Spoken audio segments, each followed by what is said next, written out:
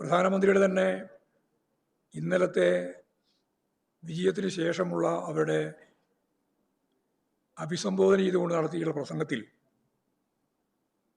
Government നടത്തിയ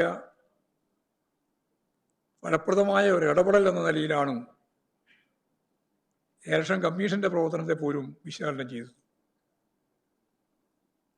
രാഷ്ട്രീയമായ ഒരു അജണ്ട ഇലക്ഷൻ കമ്മീഷനിലൂടെ കൈകാര്യം ചെയ്യാൻ ഞങ്ങൾക്കായി എന്നുള്ള പരസ്യ പ്രഖ്യാപനമാണ് ഇന്നലെ പ്രധാനമന്ത്രി നടത്തിയിട്ടുള്ളത്.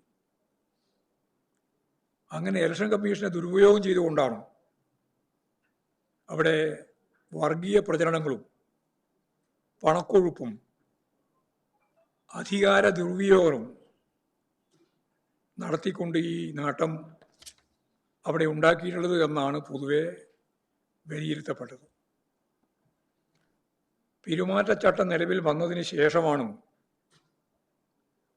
10,000 ഉറുപ്പിക ഏതാണ്ട് 1.5 കോടിയോളം വരുന്ന ആളുകളിലേക്ക് എത്തിക്കുന്നതിന് വേണ്ടി ഒരു പ്രാവശ്യം എന്ന് പറഞ്ഞാൽ തെരഞ്ഞെടുപ്പിൻ്റെ ഘട്ടത്തിൽ മാത്രം പല ആളെയും വിചാരിച്ചത് മാസാമാസം 10,000 ഉറുപ്പിക കൊടുക്കാൻ പോവുകയാണെന്നാണ്. ഇലക്ഷൻ ഘട്ടത്തിൽ മാത്രം 10,000 ഉറുപ്പിക കൊടുക്കാനാണ് തീരുമാനിച്ചത്. അത് ഇലക്ഷൻ ചട്ടങ്ങൾക്ക് വിരുദ്ധവുമായിരുന്നു. മുമ്പ് ഇതുപോലെ തമിഴ്നാട് ഗവൺമെൻറ് ഈ നിലപാട് സ്വീകരിച്ചപ്പോൾ അംഗീകരിച്ചിട്ടില്ല, ഇലക്ഷൻ കമ്മീഷൻ അംഗീകരിച്ചിട്ടില്ല.